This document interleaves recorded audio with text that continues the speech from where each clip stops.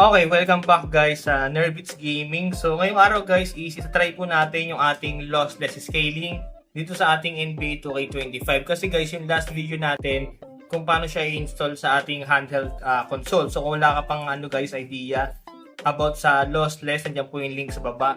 And then try muna natin guys dito sa ating NBA 2K25. So ito guys yung natin, set natin dito is naka-off pa yung ating lossless scaling. So ito pakita ko lang. Lossless. So ayan guys, naka-off pa siya. And then yung ating video settings dito guys is naka-high. So pakita ko na rin.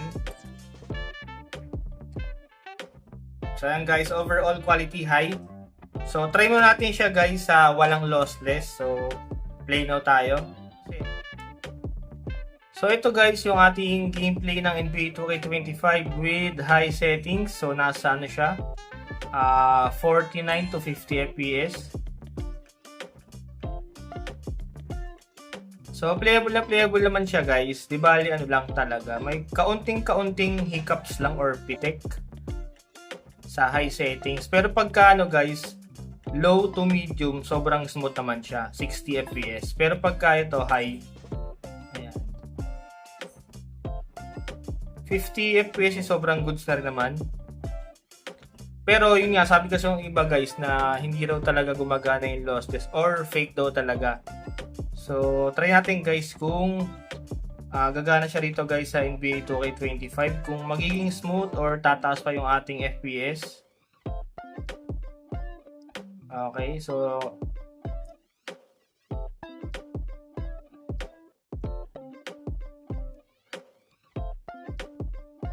try muna natin guys sa 2 times.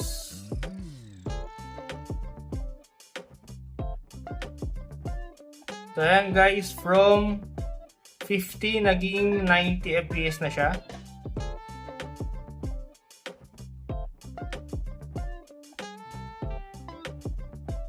So yung pinagkaiba ng ng 50 to 90, medyo parang same lang. Pero sobrang playable na siya ngayon.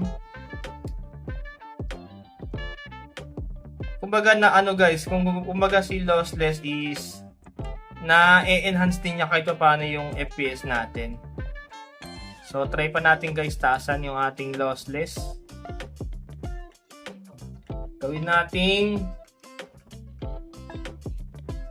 3 times. 3 times.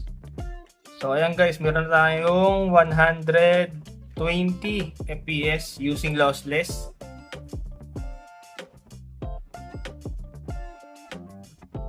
So dun sa 2 times guys, parang hindi ko naman ramdam yung pinagkaiba ng 50 sa 90 FPS. Pero dito guys sa 3 times, sa 120 FPS, talagang ramdam ko yung smoothness niya.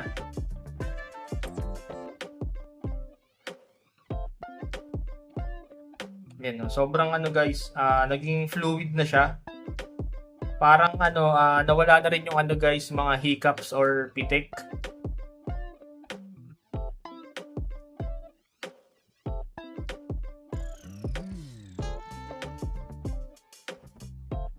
So ako sa tingin ko naman siya guys, legit naman siya, talagang working naman yung ating lossless sa ating NBA 2K25.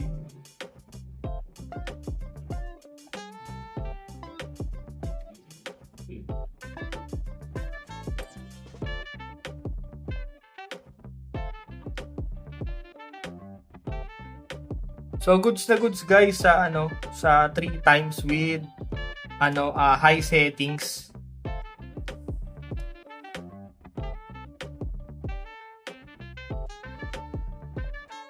Tapos sa mga cutscenes guys, ayan, for example, mga cutscene, bumabalik siya sa 60 to 50.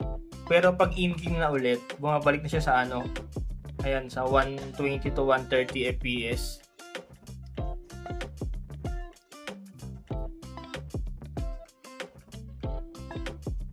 So, yung iba kasi sabi guys, lang, fake FPS lang daw siya. Kumbaga, dinadaya lang yung yung FPS ni lossless. So, sa akin, sa paggamit ko, yung 2 times, parang wala naman siyang pinagkaiba nga sa sa 50 to 60 FPS. Kumbaga, sa 2 times parang naka-off pa rin yung lossless. Kumbaga, hindi mo siya gaano ramdam. Pero sa 3 times ito, based on my experience, talagang ano naman, na-enhance naman niya yung gameplay, yung smoothness. Nabigay naman ni lossless. Kasi isa to sa ano guys isa to sa mga mabibigat talaga ng mga game sa handheld.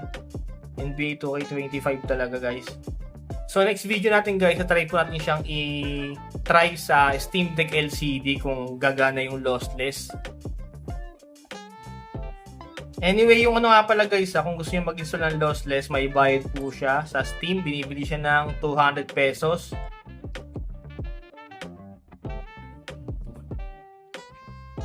Tapos guys, pwede nyo siyang i-apply sa mga handheld console nyo. Na-try ko pa lang siya guys sa SteamOS. Pero sabi ng iba, gumagana rin daw po siya sa Windows OS, gaya ng mga Legion Go, ROG Ally. Pero itong ko guys, gamit ko ROG Ally X to, pero naka SteamOS to. So kung gusto nyo i-convert guys yung handheld nyo na naka Windows to SteamOS, meron din po tayong tutorial dyan. Diyan po yung link sa baba. And then, kung gusto nyo rin po mag-install nitong lossless scaling, meron din po tayong tutorial dyan sa baba. Check nyo lang po.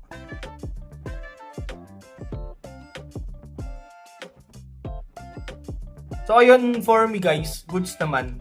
Kumbaga working naman. Hindi naman fake yung ating lossless, no?